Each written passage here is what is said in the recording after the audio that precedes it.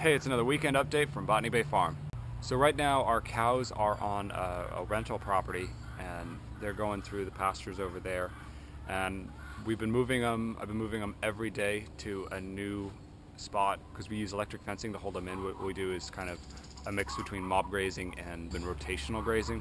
What we do is we fence off a small area for them every day, enough for them to eat one day, and so that way they clean it all up, they eat all the grass, and behind them then come the chickens. So the chickens come a couple days after them, and they clean up after the cows because the cows are exposed to the grass. There's lots of bugs, and they go after all the larvae that are in the cow patties that would hatch out and become flies and bug the cattle.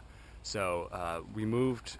The weather got good enough that we were able to move the chickens from our farm where we've been training them. We trucked them down the road. I just slapped a slow-moving, farm triangle sign on the back, and we moved them in the evening, and it all went fine. I was kind of afraid that a wheel might fall off or something bad would happen, but they moved fine, and so they're now following behind the cows. Also this week I made a change to how we move our broiler shelters, because before what we do is we go get a trailer, and we'd have a trailer hooked up to a truck or a tractor, and you have to have two guys to pick up the pen, put it on the trailer, and then drive it over to where you're going to drop it off.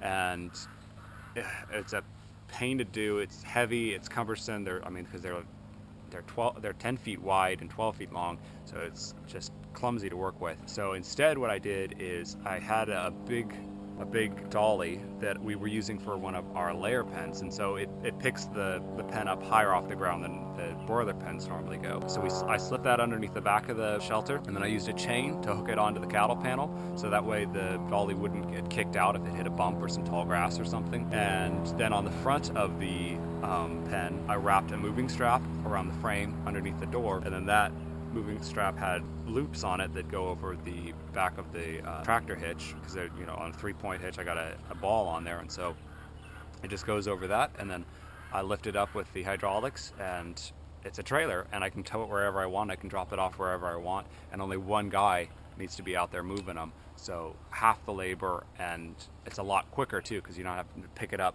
set it down, you just unhook stuff. So that was a big improvement. The weather here has been amazing. It's been beautiful. Really good weather for May, and a little bit on the warm side. And so with our brooder that's in the hoop house, I've been opening it up, trying to get air in there, but it was still too warm.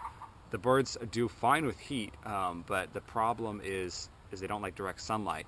So I bought some shade cloth from Craigslist, and that's to give them shade and also kind of bring the temperature down so it's not so hot in there. And I threw that over the hoop house and attached it down, and you could see I could see the change immediately. The chickens really liked that, and so far that's been a really good setup for brooding. Really happy with the results there. I guess that's it for the weekend update. Thanks for watching.